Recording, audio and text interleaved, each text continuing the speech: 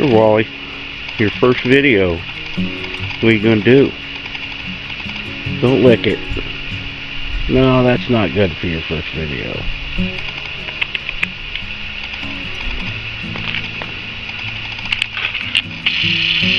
Let's zoom in on you.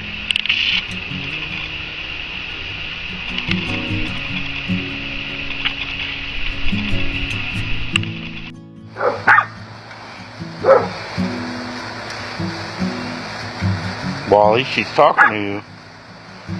You don't ignore a woman. That'll get you in trouble. Or maybe you're smart. Yeah. Is he ignoring you, Rooster?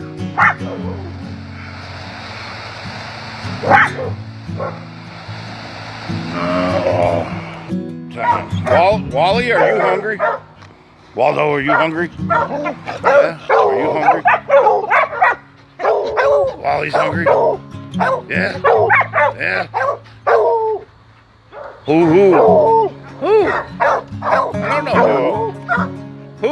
Who? Wally wants supper? Wally wants supper? Wally, he's damn serious about eating supper. Wally, you hungry? Waldo, you hungry? Wally, I ask you, would you like one of Daddy's Cheez-Its? You licking your chops?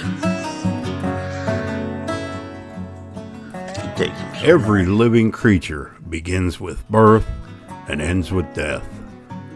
As humans, we often focus too much on the beginning or the end, and rarely do we stop to appreciate the moments in between.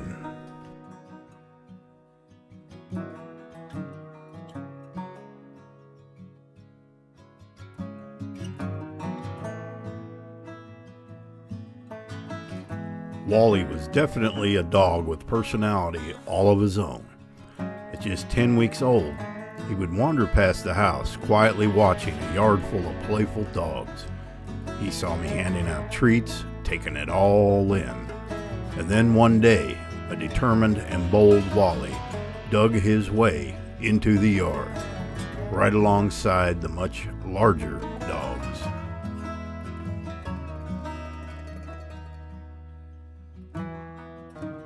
The other dogs seemed to embrace Wally right away, taking him in under their paw like one of their own. Wally was without a doubt the comedian of the group. He'd chase his tail with a wild determination, then slither across the ground on his belly like a snake, always barking, always running. He was a whirlwind of playfulness. And it wasn't just for his own fun. He'd grab a toy and bring it to the others, inviting them to join in on the action.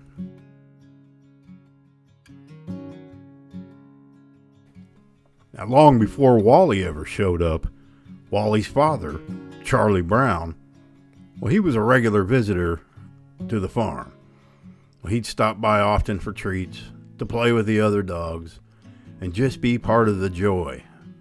I truly believe it was Charlie who inspired Wally, who showed him that this was where he belonged, He wanted something better for his son. A better life, a real home.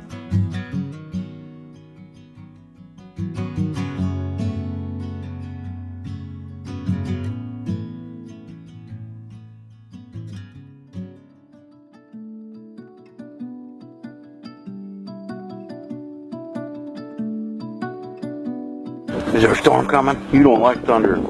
You don't like it when God bowls, do you? And then he always pees right after he bowls. There's thunder. Oh, she's my baby. She's a porcopotamus. We gotta cut you down on the milk bombs. Yeah. Yeah. She's a bit chubby. She's going into her rain shelter I built her. Special treat. It's filled with all kinds of goodies. She loves chewing them up. Watch this. She knows that sound. What I got, Lulu? Sun's in the way. There she is. You got an activity jug. Yeah, there you go, Miss Chunk. You got all kinds of goodies in there. You got beef treats, chicken strips, liver treats, milk bombs. There she goes. Look at that tail. About once every 2 weeks she gets one. On a cold, rainy March morning, I arrived at the ranch where I worked and spotted a wet, shivering beagle pup. She looked very scared and unsure. Hanging around the property for the next few days, I tried to approach her, but she kept her distance.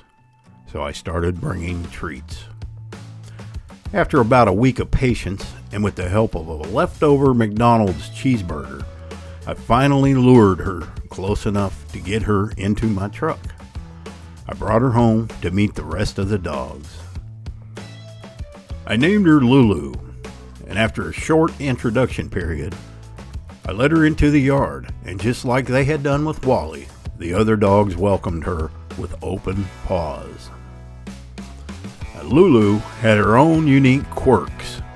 Every day when I'd come home from work, there would be a single mason jar sitting in the middle of the yard, and I couldn't figure out where it was coming from until I discovered her secret. You see, it turns out Lulu had found a small opening in an old canning shed on the farm. She'd sneak in, dig around in there, and drag out a dusty old jar to play with. She did this like it was her daily job. And every afternoon, just like clockwork, Lulu would go into what I came to call her bug tangent. She'd bark and dart around the yard chasing invisible insects or maybe just figments of her imagination. These bug tangents could last for hours. Even in the dead of winter, when there wasn't a bug in sight, Lulu saw them. And the other dogs, they got a big kick out of it. Lily especially would wag her tail and run along behind her, joining in on the fun. It was like watching a little play every day. Lulu's bug tangents became part of our daily rhythm, something that stayed with her all the way till her final days.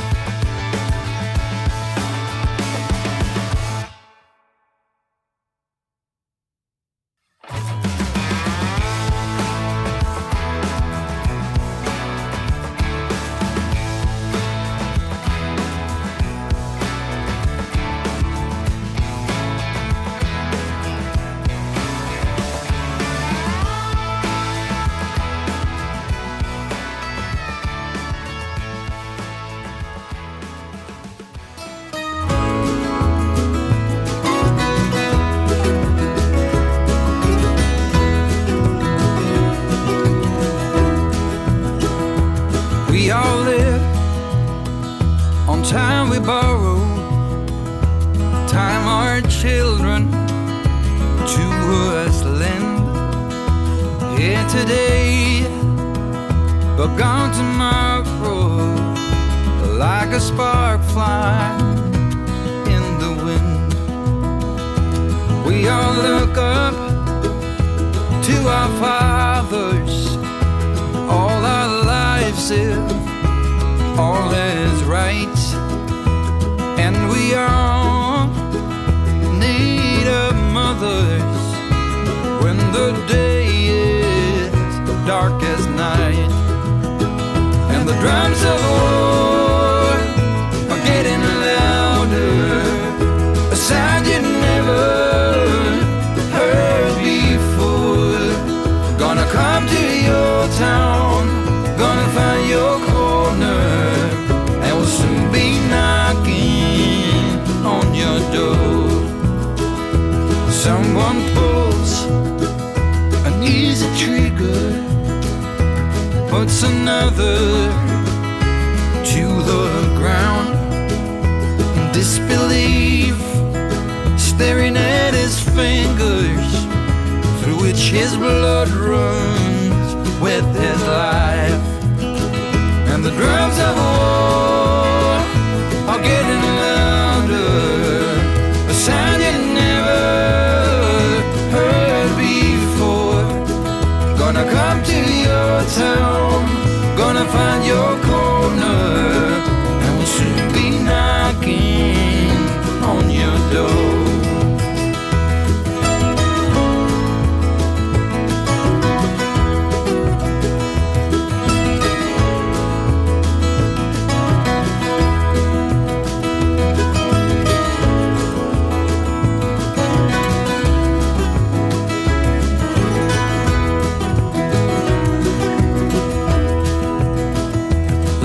Are there right in front of us, for so long buried in the snow.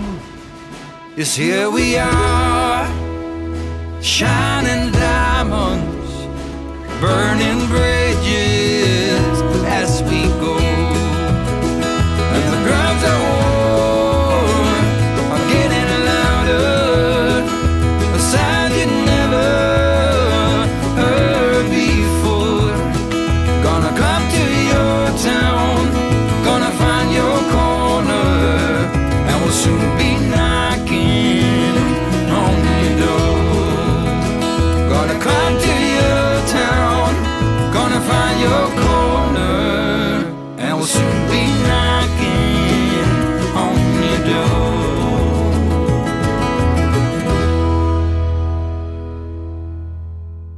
Life is a precious thing, and as human beings, it is our duty to make sure that the planet and all the living beings inside of it are taken care of.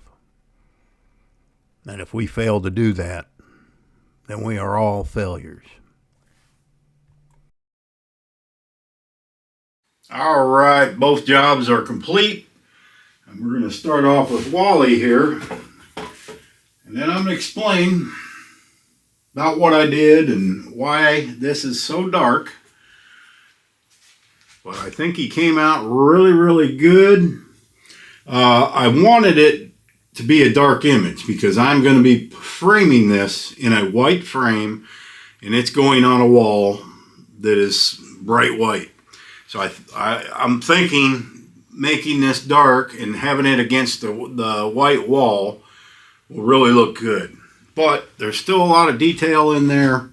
You can see the grass. Now, one mistake I made, I covered these in borax. What that is, it's like the laundry soap.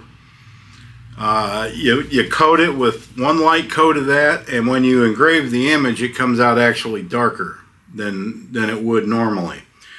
I didn't take that into account when I went to run this job.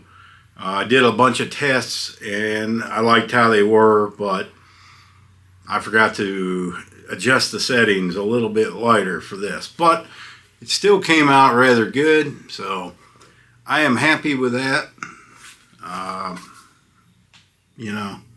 I am no expert at this stuff yet, but as the channel grows, so will I. So let's go on over to here, spin you around, and let's see how Lulu came out. Get you over here. Alright. Now I'm pretty happy. And now again, I made her a little darker because same thing, it's going on the same wall. But Lulu came out very nice. Very nice. Now what I did is I found photos of Wally and Lulu, different ages, and I put it in the AI and had them make me a collage. I ain't talented enough to do something like this on a editing program, and I liked how it came out. So this is all Lulu, but there's different ages. This is probably the oldest one of her. She was pretty young there. Her little vampire hair, it started disappearing when she got older, so that's how I know that's the older photo. But again, I made it dark, and then of course you got the grain from the wood that's visible. There's nothing you can do about that. I think it gives it good character. So all in all, it came out really good. Now I left a little border here because I want to be able to put it in a frame and not take up all of the image. And you will see me in future episodes making the frames. I will probably even do some laser engraving on the frames herself. But for now, these are just mine until I start doing subscriber dogs or cats or parrots or mice or whatever it is that you had as a pet that meant something to you. Well, that's what we're doing on the show. And again, I am not charging anybody for these. It's all coming out of my own pocket. If somebody was to feel generous, I will have a link in the description for a rescue, a local rescue here that I have worked with for the last few years, and these are wonderful ladies. They do a wonderful job trying to rescue dogs, and you know, there's videos on my other channel every October on that channel, and I have a few channels. All the revenue, all the ad revenue from my channels goes directly to that rescue. I don't take a penny for myself.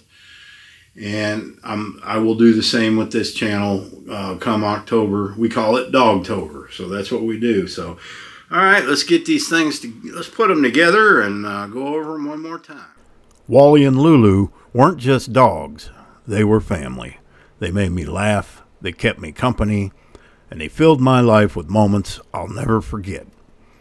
Their time here may have been short, but their impact was anything but. And that's the reason I started The Memorial Maker. This channel is about honoring the animals who changed our lives, not just with a beautiful engraving, but with a story that lives on. Every week, I'll share a new tribute to a beloved pet. Some will be mine, but most will be yours, because every pet deserves to be remembered, and every story deserves to be told.